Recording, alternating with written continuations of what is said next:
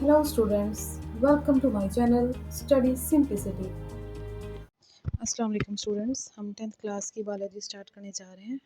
हमारा first chapter जो है वो है गैसियस एक्सचेंज और इसका फर्स्ट टॉपिक भी जो है वो है गैसियस एक्सचेंज के बारे में। गैसियस एक्सचेंज क्या होता है? गैसियस एक्सचेंज का मतलब है गैसेस का तबादला। तमाम जितने भी लिविंग ऑर्गेनिजम्स हैं वो गैसियस एक्सचेंज करते हैं, अपनी बॉडी के अंदर कुछ पर्टिकुलर गैसेस को लेके जाते हैं, उनको यूटिलाइज़ करते हैं for the breakdown of the food और for the synthesis of the food, और कुछ गैसेस को बॉडी से बाहर एलिमिनेट भी करते हैं। तो सबसे पहले हम डेफिनेशन करेंगे कि गैसियस एक्सचेंज की डेफिनेशन क्या है। गैसियस एक्सचेंज का मतलब है taking in of oxygen and giving out of carbon dioxide. अब यहाँ पे हम बात कर रहे हैं एनिमल्स की, कि एनिमल्स के अंदर गैसियस एक्सचेंज कैसे होता है। तो एनिमल्स को बॉडी के अंदर ऑक्सीजन को बॉडी के अंदर लेके जाना और कार्बन डाइऑक्साइड को बॉडी से बाहर रिमूव करना, इसे हम गैसियस एक्सचेंज का नाम देते हैं। अब ऑर्गेनिजम्स अपनी बॉडी के अंदर ऑक्सीजन को क्यों लेके जा रहे हैं? वो लेके जा रहे हैं अपनी बॉडी के अंदर ऑक्सीजन को ताकि जो फूड है, जो हमारे पास ग्लूकोज है, उसको बर्न करवाया जा सके और उसको बर्न करवा के उसके ब्रेकडाउन से बहुत सारी एनर्जी जो है वो ली जा सके और उस एनर्जी को डेली जो भी लाइफ एक्टिविटीज़ हैं उन्हें परफॉर्म करने के लिए यूटिलाइज़ किया जा सके। तो ये एटीपी हमारे पास क्या है? बेसिकली एनर्जी है। ये एनर्जी कहाँ से मिली? फूड के ब्रेकडाउन से। और फूड का ब्रेकडाउन किसने करवाया है? ऑक्सीजन की मदद से फूड का जो है वो ब्रेकडाउन हुआ है।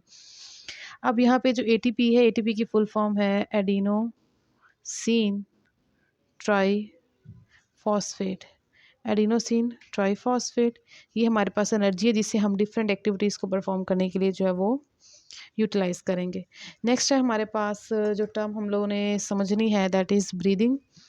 ब्रीदिंग का क्या मतलब है जी? ब्रीदिंग का मतलब है अपनी बॉडी के अंदर एयर को लेके जाना, ताकि उस एयर से हम क्या कर सकें? ऑक्सीजन ले सकें और फिर बॉडी से एयर को बाहर निकालना ताकि उस एयर के ज़रिए से हम बॉडी से कार्बन डाइऑक्साइड जो उसको रिमूव कर सकें। तो ब्रीदिंग की डेफिनेशन हुई the process during which organisms take organisms organisms take air in their bodies to get oxygen अब एयर बॉडी के अंदर लेके जा रहे हैं, क्यों? ताकि उस हवा से, उस एयर से हम क्या ले सकें? ऑक्सीजन। और क्यों ले सकें? फूड के ब्रेक डाउन के लिए, फूड की बर्निंग के लिए। क्यों बर्निंग करवानी है फूड की? ताकि हमें मिल सके एनर्जी। और एनर्जी हमें क्यों चाहिए? एनर्जी हमें चाहिए फॉर द लाइफ एक्टिविटीज़, तो ये बातें आपने याद रखनी है कि हमने ऑक्सीजन को बॉडी के अंदर लेके जाना है फूड के ब्रेक डाउन के लिए और उससे लेनी है एनर्जी, ताकि एनर्जी से हम अपनी बहुत सारी जो लाइफ एक्टिविटीज़ हैं वो कर सकें। तो ब्रीदिंग का जो फर्स्ट डेफिनेशन का पॉइंट है वो ये आपने समझ लिया है कि एयर को बॉडी के अंदर लेके जाना है ताकि उससे हम ऑक्सीजन ले सकें। नेक्स्ट इसमें जो चीज़ है वो याद रखनी है आपने, and then given out air to get rid of carbon dioxide. तो ये पूरी कंप्रीहेंसिव डेफिनेशन है ब्रीदिंग की। ऐसा प्रोसेस जिसके दौरान ऑर्गेनिजम्स अपनी बॉडी के अंदर एयर लेके जाते हैं ताकि उस एयर से ले सकें ऑक्सीजन, और अपनी बॉडी से एयर को बाहर रिमूव भी करते हैं ताकि रिमूव कर सकें कार्बन डाइऑक्साइड को। तो यहाँ पे किसी भी तरह का ब्रीदिंग में कोई बायोकेमिकल रिएक्शन नहीं हो रहा, सिर्फ बॉडी के अंदर ऑक्सीजन को लेके जाना और कार्बन डाइऑक्साइड को रिलीज़ करना, ये ब्रीदिंग है। इसलिए हम कह सकते हैं कि जो ब्रीदिंग है it is a physical process. यहाँ पे कोई भी केमिकल रिएक्शन नहीं हुआ, इसलिए हम इसको एक फ़िज़िकल प्रोसेस का नाम दे रहे हैं। फ़िज़िकल प्रोसेस है एक्सचेंज ऑफ गैसेस का। इसके बाद नेक्स्ट प्रोसेस है हमारे पास, वो है सेलुलर रेस्पिरेशन। सेलुलर नाम से पता चल रहा है कि सेल लेवल पे होगी, और रेस्पिरेशन को हम डिफ़ाइन करते हैं कि ऐसा प्रोसेस जिसके दौरान ऑर्गेनिजम्स फूड का ब्रेक डाउन करवाते हैं ताकि उसके ब्रेक ऑर्गेनिजम्स खुराक जो है उसको तोड़ कर उससे एनर्जी हासिल करते हैं। इस प्रोसेस को हम रेस्पिरेशन कहते हैं। तो सादा से अल्फाज में आप उर्दू में इसे याद रखें, खुराक को तोड़कर उससे एनर्जी हासिल करने का जो प्रोसेस है उसे हम रेस्पिरेशन कहते हैं। और सेलुलर रेस्पिरेशन से मुराद है कि सेल लेवल पर आप जो फूड है उसका ब्रेक डाउन करवाएंगे ताकि उससे एनर्जी ले सकें आपकी बॉडी के जो इंडिविजुअल सेल्स हैं सस्टेन रहने के लिए। अब सेलुलर रेस्पिरेशन की डेफिनेशन समझने से पहले हम इसको एक ओवरव्यू देखते हैं कि ये किस तरह का प्रोसेस है। हमारी बॉडी के अंदर डाइजेस्टिव सिस्टम जो है वो क्या करता है, फूड को डाइजेस्ट करता है। आपका जो डाइजेस्टिव सिस्टम है ये डाइजेस्ट करता है फूड को, फूड को डाइजेस्ट होने के बाद जो फूड के कंपोनेंट्स हैं वो सारे जाते हैं हमारे ब्लड के अंदर। फूड से मुराद हम यहाँ ले रहे हैं ग्लूकोज, C6, H12 और 6 और भी कंपोनेंट्स हैं जैसे कि अमाइनो एसिड्स हैं, फैटी एसिड है, ग्लिसरॉल है। तो ये जो सारे कंपोनेंट्स हैं ये ब्लड के अंदर जाते हैं। अब ये जो ग्लूकोज़ है ये ग्लूकोज़ हमारी बॉडी के हर इंडिविजुअल सेल को चाहिए। क्यों चाहिए? क्योंकि हर इंडिविजुअल सेल ने बहुत सारी एक्टिविटीज़ को परफॉर्म करना है और उन एक्टिविटीज़ के लिए उन्हें चाहिए एनर्जी। तो डाइजेस्टिव सिस्टम में फूड डाइजेस्ट होने के बाद हमारे ब्लड में जाएगी, ब्लड बॉडी के इंडिविजुअल सेल तक पहुंचाएगा ग्लूकोज को, C6H12O6। अब सेल के अंदर बहुत सारे ऑर्गेनेल्स हैं, माइटोकॉन्ड्रिया है, साइटोप्लाज्म वगैरह हैं।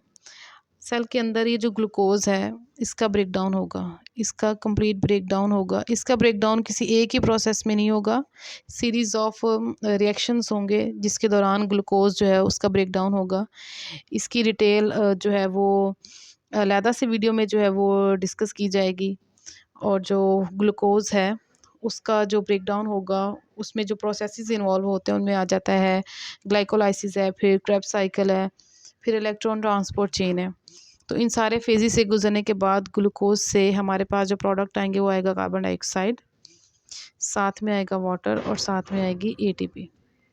ये जो ATP है इससे बहुत सारी जो लाइफ एक्टिविटीज़ हैं वो परफॉर्म की जाएंगी। इस तरह से पूरी बॉडी के तमाम सेल जो हैं वो क्या करेंगे, एनर्जी को गेन करेंगे और अपनी एक्टिविटीज़ को परफॉर्म करेंगे।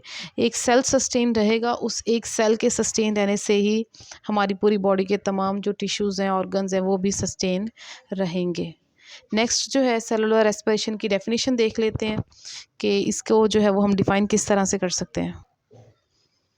सेलुलर रेस्पिरेशन जो है इसकी डेफिनेशन जो है वो कुछ इस तरह से, cellular respiration is the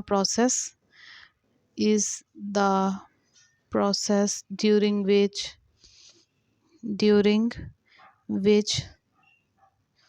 CH bonds, carbon hydrogen bonds in food are broken down by oxidation reduction reactions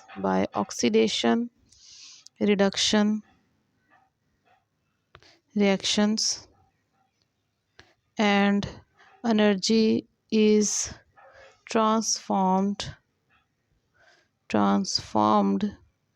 into ATP। ऐसा प्रोसेस जिसके दौरान जो फूड है उससे मौजूद कार्बन हाइड्रोजन बॉन्ड्स उनका ब्रेकडाउन होगा और जो एनर्जी है वो ATP की शक्ल में रिलीज़ होगी। इसकी इक्वेशन लिख लेते हैं, C6H12O6 ग्लूकोज है, साथ ऑक्सीजन को जो है ऑर्गेनिजम्स ब्रीदिंग के प्रोसेस के दौरान बॉडी के अंदर लेकर जाएंगे। और अब वो जो ऑक्सीजन हम ब्रीदिंग के प्रोसेस के दौरान बॉडी के अंदर लेकर गए थे उसको हम यूटिलाइज़ कर रहे हैं। किस प्रोसेस में यूटिलाइज़ कर रहे हैं? सेलुलर रेस्पिरेशन में यूटिलाइज़ कर रहे हैं। और यहाँ पे जो फूड है उसकी बर्निंग होगी और बर्निंग के प्रोसेस के दौरान रिलीज़ क्या होगा? कार्बन डाइऑक्साइड, साथ में वाटर और साथ में ATP। और अब ये जो बर्निंग का प्रोसेस है ये फूड का जो ब्रेक डाउन है ये एक ही प्रोसेस में नहीं होगा। Glycolysis, Krebs cycle, electron transport chain, इस तरह के सीरीज़ ऑफ रिएक्शन से गुजरने के बाद आपकी जो फूड है, जो ग्लूकोज है, उससे रिलीज़ होगा कार्बन डाइऑक्साइड, वाटर और साथ में ATP।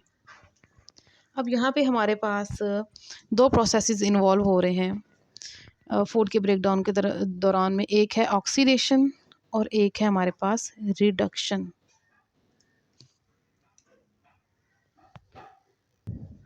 ऑक्सीडेशन कैसा प्रोसेस है?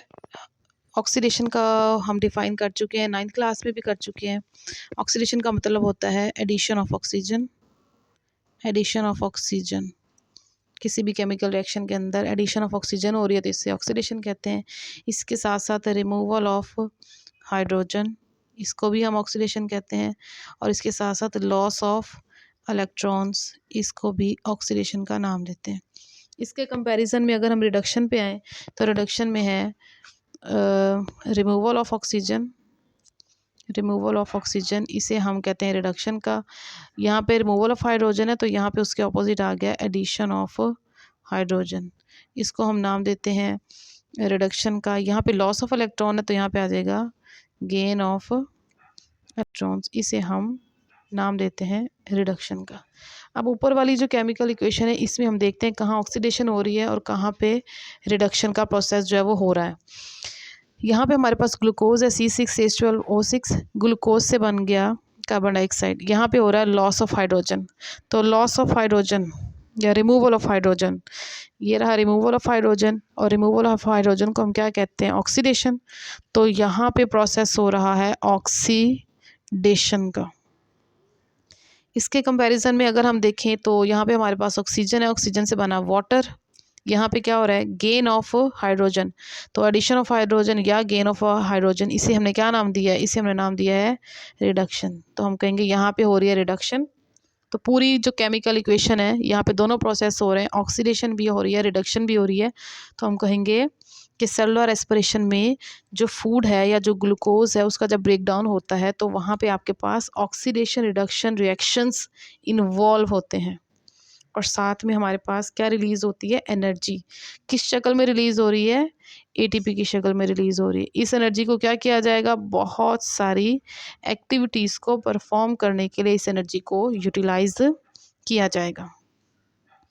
इसके बाद नेक्स्ट है हमारे पास रेस्पिरेशन की या सेलुलर रेस्पिरेशन की टाइप्स। सेलुलर रेस्पिरेशन की अगर हम टाइप्स की बात करें तो हमारे पास 2 टाइप्स आ जाती हैं सेलुलर रेस्पिरेशन की। Types of cellular respiration. First वाली जो टाइप है उसे हम कहते हैं एरोबिक रेस्पिरेशन, एरोबिक रेस्पिरेशन। और नेक्स्ट वाली जो टाइप है हमारे पास उसे हम कहते हैं anaerobic respiration, anaerobic respiration. Aerobic और एनारोबिक रेस्पिरेशन में जो बेसिक डिफरेंस है वो है ऑक्सीजन की प्रेजेंस और एब्सेंस के लिहाज से। तो जो हमारे पास एरोबिक रेस्पिरेशन है ये होगी in the presence of oxygen, in the presence of oxygen. और ये जो है हमारे पास एनारोबिक ये होगी in the absence of oxygen, oxygen की के बगैर होगी ये वाली जो रेस्पिरेशन है। अब ऊपर वाली केमिकल इक्वेशन को देखें, यहाँ पे हमारे पास रेस्पिरेशन का प्रोसेस हो रहा है, फूड का ब्रेक डाउन हो रहा है और किसकी मौजूदगी में हो रहा है? ऑक्सीजन की मौजूदगी में हो रहा है। तो हम कह सकते हैं कि यहाँ पे हमारे पास कौन सी रेस्पिरेशन है? हमारे पास ये है aerobic respiration. Aerobic respiration maximum जो हमारे पास कॉम्प्लेक्स ऑर्गेनिजम्स हैं जैसे कि हम ह्यूमंस, एनिमल्स हैं, प्लांट्स हैं, सबके अंदर एरोबिक रेस्पिरेशन का प्रोसेस होता है। ऑक्सीजन की प्रेजेंस में तमाम ऑर्गेनिज्म जो हैं वो रेस्पायर करते हैं। लेकिन अगर हम एनारोबिक की बात करें तो कुछ बैक्टीरिया हैं जिनके अंदर एनारोबिक रेस्पिरेशन होती है। इसके अलावा हमारी बॉडी के अंदर जब हम बहुत ही कोई एक्सट्रीम किस्म की फ़िज़िकल एक्टिविटी करते हैं तो उस वक़्त हमारे मसल्स कुछ अमाउंट जो है वो एनारोबिक रेस्पिरेशन की जो है वो शो करते हैं। लेकिन मैक्सिमम जो रेस्पिरेशन ऑर्गेनिज़म के अंदर देखने को मिलती है वो है जी आपकी एरोबिक रेस्पिरेशन। एनारोबिक रेस्पिरेशन के अपने फ़ायदे हैं, इसको बहुत सारे डिफरेंट पर्पसेस के लिए अब यूज़ किया जाता है। तो उसकी डिटेल्स जो हैं वो फिर बाद में किसी नेक्स्ट लेक्चर में हम डिस्कस करेंगे। अभी के लिए बस आपने इतना याद रखना है। 2 टाइप्स हैं सेलुलर रेस्पिरेशन की, एक है एरोबिक, एक है एनारोबिक। एरोबिक होती है in the presence of oxygen, anaerobic होती है in the absence of oxygen. Maximum organisms के अंदर अब अर्थ के ऊपर क्योंकि फ्रीली ऑक्सीजन मौजूद है तो एरोबिक रेस्पिरेशन होती है, लेकिन कुछ बैक्टीरिया हैं जो अभी भी एनारोबिकली रेस्पायर करते हैं। हमारी बॉडी के कुछ सेल्स भी एनारोबिक रेस्पिरेशन शो करवाते हैं। कब? जब हम कोई बहुत ही एक्सट्रीम किस्म की फ़िज़िकल एक्टिविटी करते हैं और उस वक़्त जो है हम भी एनारोबिकली रेस्पायर करते हैं, लेकिन बहुत ही कम मिक़दार में ये जो प्रोसेस है हमारी बॉडी के अंदर देखने को मिलता है। होप सो आज का लेक्चर जो है आप लोगों को समझ आ गया होगा। अगर कोई भी डाउट है तो आप कमेंट्स में पूछ सकते हैं और इस वीडियो को अगर आपको पसंद आई है तो ज़्यादा से ज़्यादा शेयर करें, इसको लाइक करें और अपने जो फ्रेंड्स हैं उनके साथ इसको शेयर करें। और किसी भी तरह के डाउट्स की शक्ल में आप जो है वो कमेंट्स में पूछ सकते हैं। बहुत बहुत शुक्रिया वीडियो को देखने का। जज़ाकल्लाह। Thanks for watching. Like and share this video and subscribe to my channel.